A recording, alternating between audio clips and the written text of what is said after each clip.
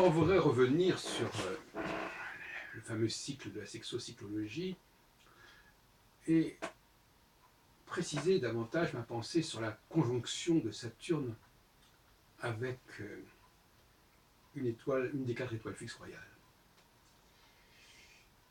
Je dirais que on pourrait parler d'un ressourcement, quelque part. Les femmes éprouvent tout d'un coup le besoin d'un ressourcement. C'est quoi un ressourcement? Vous connaissez la fameuse formule « Ne dis pas à Fontaine, je ne boirai jamais plus de ton eau ». C'est un petit peu ce qui arrive à la femme, en fait.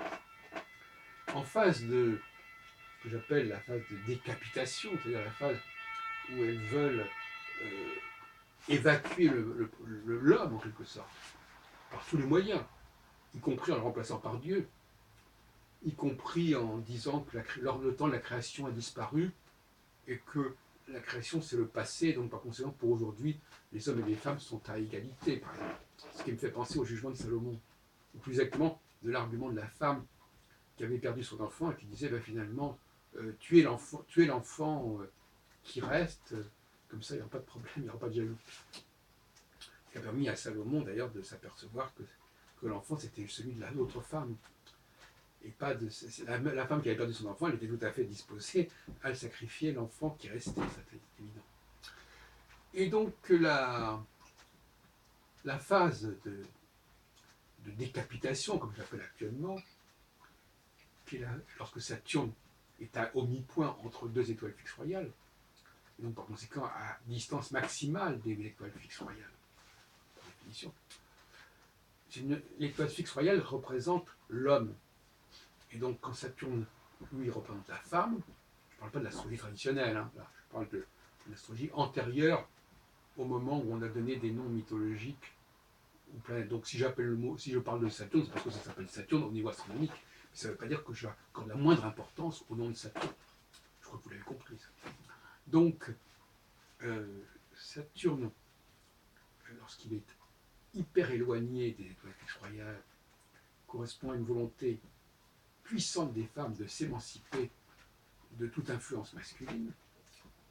Donc c'est la fameuse Fontaine, je ne boirai plus de ton eau, j'ai plus besoin de toi, j'ai plus besoin de ta source masculine, j'ai même plus besoin de ton sperme, à la limite, j'ai besoin de ta semence.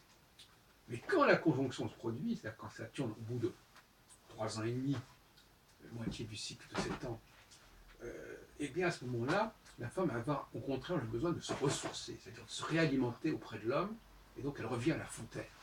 Je rappelle que mon nom Bronn, Heilbronn, Bronn c'est la fontaine. Et Heilbronn, c'est la fontaine qui guérit. Enfin, je dis ça en passant. Donc, cette notion de ressourcement, ça veut bien dire ce qu'on veut dire. Ressourcement, c'est revenir à la source, retrouver une dynamique, parce que finalement, on croyait, c'est pour ça que j'appelle ça le retour de l'enfant prodigue, les femmes croyaient qu'elles allaient pouvoir s'abstenir et s'abstraire du pouvoir masculin, de sa créativité masculine, et finalement, elles s'aperçoivent que ça ne marche pas.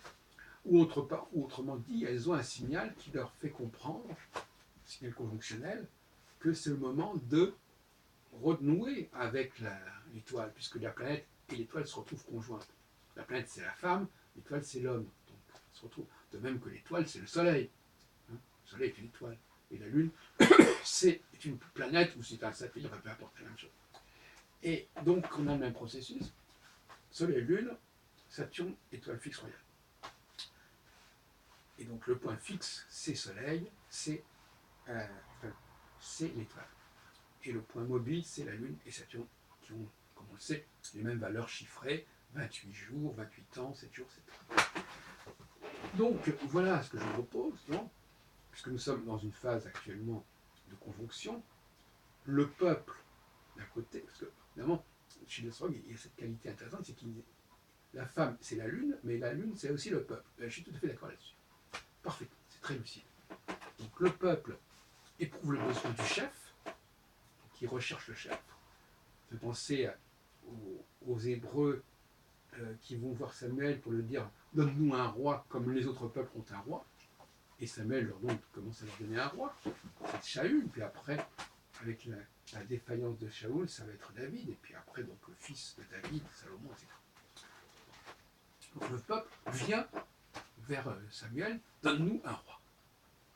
Donc c'est typiquement la conjonction. Et la femme, à un niveau personnel, à un niveau individuel, elle est aussi, à un petit niveau privé, personnel, elle a aussi tendance, une sorte de tropisme, à aller vers l'homme, vers certains hommes qui les inspirent particulièrement, qui leur inspirent confiance, qui leur montrent qu'ils ont des choses à leur donner, et elles vont vers eux. Donc, il y a une espèce de grand mouvement, de ruée vers l'homme, c'est pas vers l'or, c'est vers l'homme, de la part des femmes en phase conjonctionnelle. Euh, elles sont de plus en plus partantes pour le mariage, partantes pour vivre avec un homme, bien sûr un homme qui soit à la hauteur de l'image, de l'idéal qu'elles ont de l'homme, peu importe, pour des raisons pour d'autres. Enfin, c'est quand même ce processus-là qui existe. Donc on a mieux compris les choses. Besoin de ressourcement. C'est ça dont il s'agit. Besoin de ressourcement avec la conjonction. La conjonction, c'est la rencontre. Donc on a besoin de rejoindre, de se conjoindre. Ça veut dire ce que ça veut dire, hein, dans tous les sens du terme. De se laisser féconder par l'homme, et de se laisser inspirer par l'homme, pour ensuite, bien entendu, une fois qu'elles seront inspirées, une fois qu'elles auront été enfantées, à la fois physiquement et psychiquement et intellectuellement, pour à nouveau retomber dans le processus de distanciation saturnien, quand Saturne va s'éloigner de la conjonction, et à ce moment-là, une fois de plus, il y aura la tentation de se délester de l'homme, et ainsi de suite, et ainsi de suite.